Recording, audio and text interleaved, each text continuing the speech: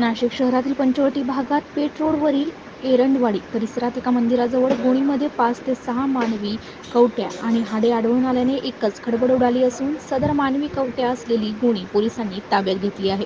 मंदिराजवळ गोणीत आढळलेल्या मानवी कवट्या कोणी आणल्या, कुठून आणल्या, तर कशासाठी आणल्या याबाबत पंचवटी दिवसभर उलटसुलट चर्चा सुरू होती. तर कोणीतरी अघोरी विद्या करण्यासाठी हे आणले असावे असा संशय व्यक्त केला जात असून भरवस्तीत आढळलेल्या मानवी कवट्यांमुळे वेगवेगळ्या चर्चेला उधाण आले आहे.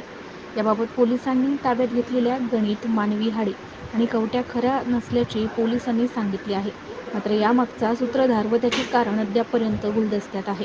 पोलिसांनी हे सर्व ताब्यात घेत मंदिराच्या पुजाऱ्याला व इतर नागरिकांना तपासणीसाठी बोलावून घेत अधिक माहिती घेतली असता मानवी हाडे व कवट्या प्लास्टिकच्या असल्याचे समजते.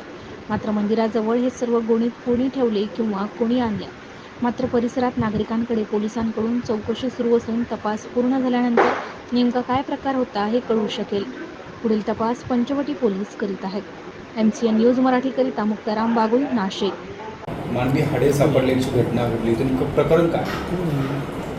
दिनांक 14/6/24 रोजी पंचवटी पोलिसांच्या गुन्हे शोध पथकाने एरंडवाडी येथील कालिका माता मंदिर आहे, तिथे एका इसमास ताब्यात घेतलेले आहे. त्याच्याकडून काही मानवी कवट्या टाईप जे असतात त्याच्याकडून ताब्यात घेतल्या. त्याला हळदी कुंकू लावलेलं किंवा असं लाल रंग लावलेल्या होत्या.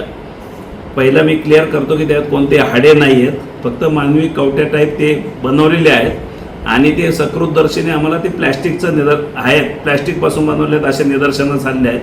त्यानंतर त्याची चौकशी केली असता तो त्या मंदिरात अशा अघोरी कृत्याची पूजा करत असतो आणि त्याच्यावरून ते थोडा जादूटोणा टाईप पूजा करतो अशी प्राथमिक तपासात निष्पन्न झालेलं आहे. त्याच्यावरून आम्ही महाराष्ट्र जादूटोणा कायदा 2003च्या कलम 3 अन्वये त्याच्यावर गुन्हा दाखल करत आहोत आणि पुढील तपास करत आहोत. अटक केली, त्याला ताब्यात घेतलेला आहे आम्ही आता.